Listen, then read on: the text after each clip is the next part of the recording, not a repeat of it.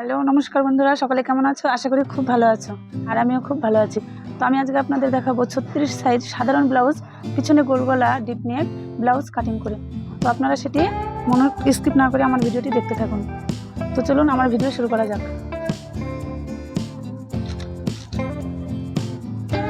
তো দেখুন, ব্লাউজটি কাটার জন্য প্রথমে আমার মাপ নিতে হবে। তো এখানে মাপ আমি নিয়ে নিয়েছি। এখানে ছাতি আছে 36 ইঞ্চি, কোমর আছে 32, ঝুল 13.5, হাতা 9, মুড়ি 9, মোহরা 16, ফুট 12 ইঞ্চি। তো দেখুন আমি ব্লাউজটা কীভাবে কাটিং করছি। তো দেখুন আমি প্রথমে নিয়ে নিব ঝুলের মাপ। তো এখানে ঝুল আছে আমার 13.5 ইঞ্চি, 13.5 সাথে 1 ইঞ্চি যোগ করে 14.5-তে দাগ দিয়ে দেবো। তো দেখুন আমি 14.5-তে দাগ দিয়ে দিলাম। আমি পুট নিয়ে নেব এখানে 5.5 ইঞ্চি। এখান থেকে 14.5 ইঞ্চি আমাকে মিলিয়ে দিতে হবে। এবার দাগটাকে সমান করে টেনে দেবো। এখান থেকে আমি আর্মহোলের জন্য 6 ইঞ্চি নামিয়ে দেব। এখান থেকেও আমাকে 5.5 ইঞ্চি মিলিয়ে দিতে হবে।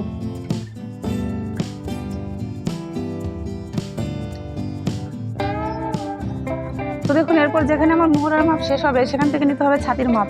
তো এখানে আমার ছাতি আছে 36 ইঞ্চি, 36কে 4 দিয়ে ভাগ করলে হবে 9 ইঞ্চি, সাথে 2 ইঞ্চি এক্সট্রা নিয়ে নিব। তো দাগটিকে আমি সমান করে টেনে নিলাম। এরপর এখানে আমি 1 ইঞ্চি শেপ দিয়ে দেব। এখান থেকে আপনারা মিডিল থেকে আস্তে আস্তে ধরে নিয়ে দাগ দিয়ে দেবেন। তো দাগটিকে হালকা নামিয়ে দেবেন, তাহলে শেপটি ভালো আসবে তার জন্য। এবার আমি নিয়ে নেব কোমরের মাপ। তো আমার কোমর আছে এখানে 32 ইঞ্চি, 32কে 4 দিয়ে ভাগ করলে 8 ইঞ্চ, সাথে 2 ইঞ্চ বেশি নিয়ে নেব এবং আরও 1 ইঞ্চ নিয়ে নেব টেকিং দেওয়ার জন্য।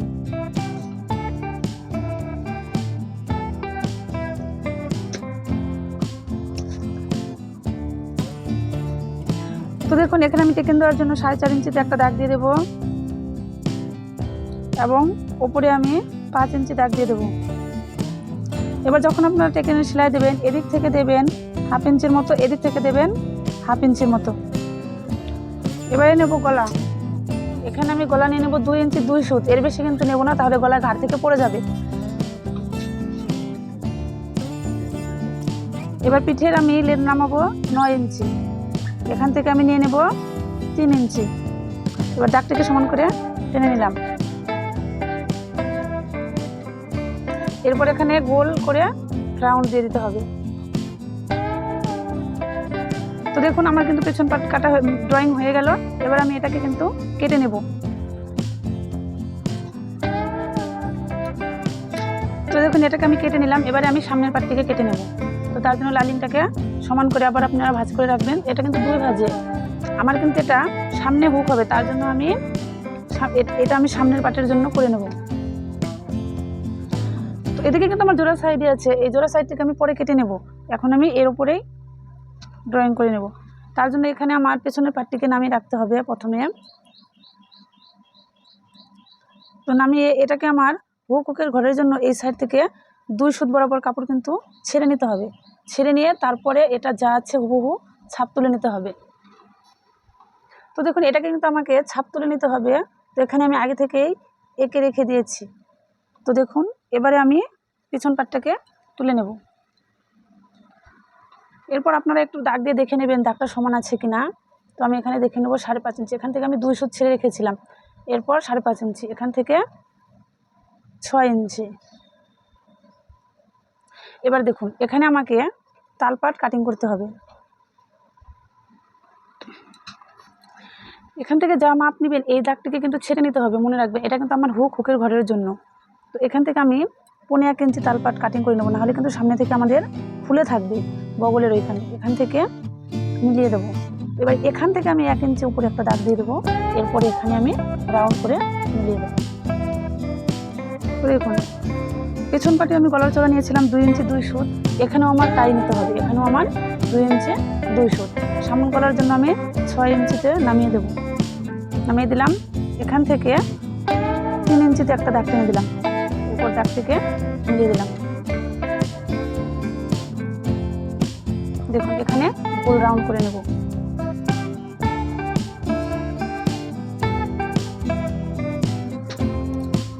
তো দেখুন এটা কিন্তু আমার পিছন পাটের দাগ ছিল, এখান থেকে 1 ইঞ্চি বাড়িয়ে নিলাম।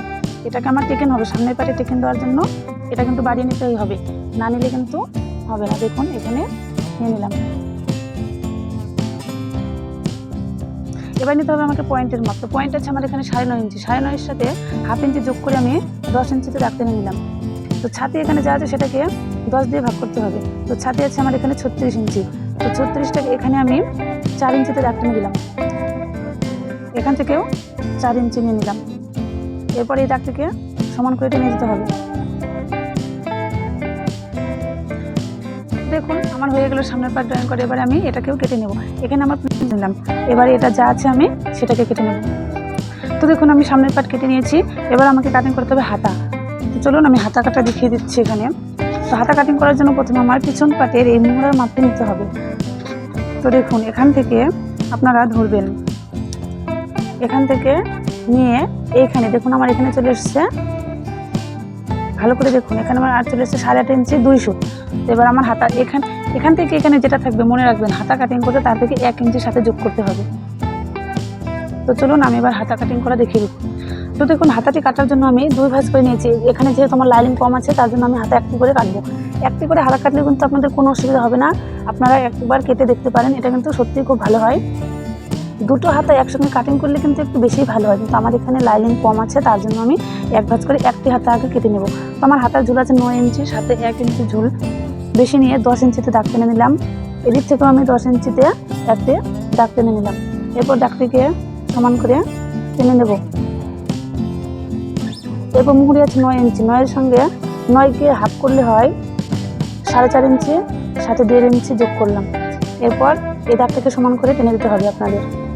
দেখুন এরপর এখান থেকে হাতা ডাউন দেবো আমি 4 ইঞ্চি।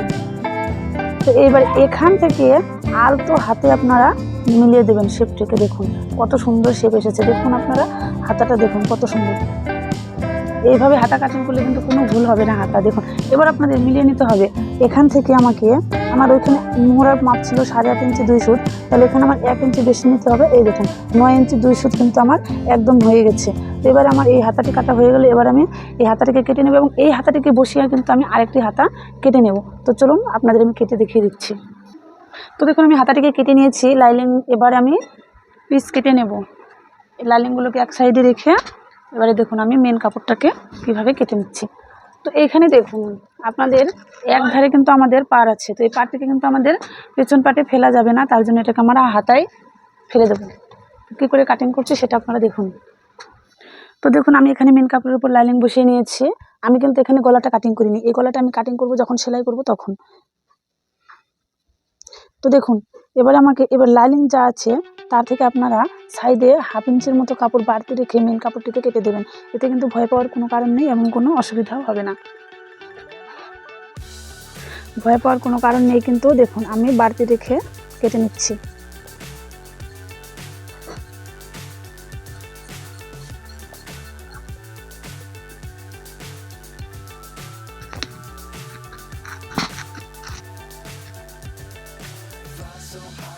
এখানে আমার বেশি বাড়তি আছে তার জন্য আমি এই কাপড়টিকে একটু কেটে নিলাম।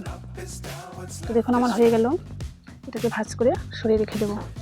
এরপর আমাকে কাটতে হবে সামনের পাট। সামনের পাটটিকে কাটার জন্য কাপড়টিকে আবার আমি 2 ভাঁজে ভাঁজ করে নিলাম।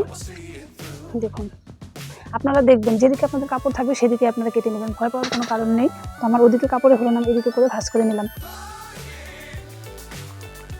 তো দেখুন এই পাটটিকেও কিন্তু আপনারা একটু বাড়তি রেখে সাইডে 1/2 ইঞ্চির মতো বাড়তি রেখে এই কাপড়টিকে কিন্তু আপনারা কেটে দেবেন।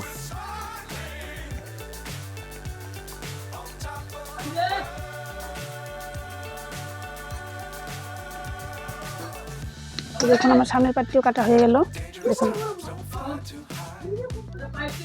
দেখুন এবার আমি হাতা কাটিং করে নেব। তো হাতাটিকে এখানে আমি 4 ভাঁজ করে নেব প্রথমে। তো দেখুন হাতায় কিন্তু এই পাটটিকে না ফেললে কিন্তু ভালো লাগবে না ব্লাউজ, তার জন্য আমার পিঠে হলো না, আমি হাতাতে লাগিয়ে দিলাম, এতে কিন্তু কোনো অসুবিধা হবে না।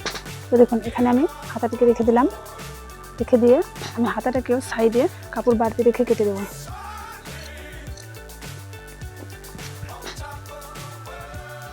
তো দেখুন আমি হাতাটিকে কিন্তু বাড়তি করে রেখে কেটে দিচ্ছি, এটা কিন্তু ভয় পাওয়ার কোনো অসুবিধা নেই। আমি এটা সেলাই করার সময় দেখিয়ে দেবো কীভাবে সেলাই করতে হয়।